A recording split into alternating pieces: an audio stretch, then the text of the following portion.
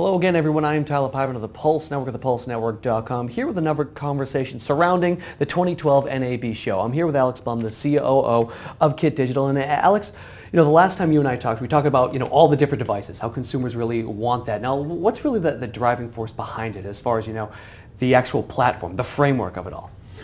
Well, it's the consumers that are sort of driving this, the need for these types of experiences. But if you're a network operator, the challenges are that each of the consumer manufacturers of these devices have their own approach, their own platform, their own software development environment, ways in which you have to provision content.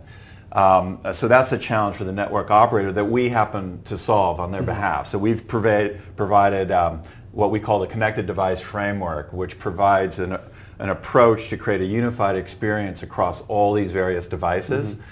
And we do that in the absence of there being a de facto standard between the manufacturers, whether we're talking game consoles or smartphones or tablets.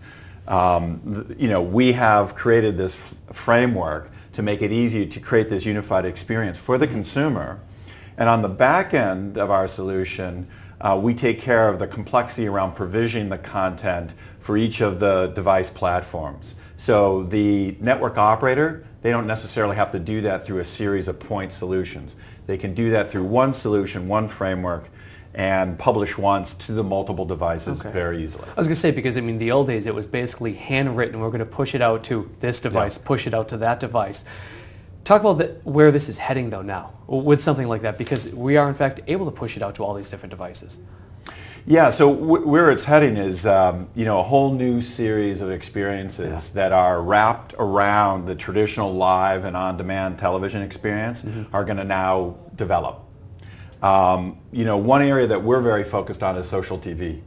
And I like to think of it as interactive TV 2.0. For those of us who have been in the business a long time, we've kind of been through this before. Interactive TV was sort of a buzzword, and there was a lot of focus around it 10 years ago. Or maybe even more. And we saw the chat rooms up on MTV with that's how they started to utilize it. That's right. At that time, I think it might have been a little early. The technology really wasn't there at that point.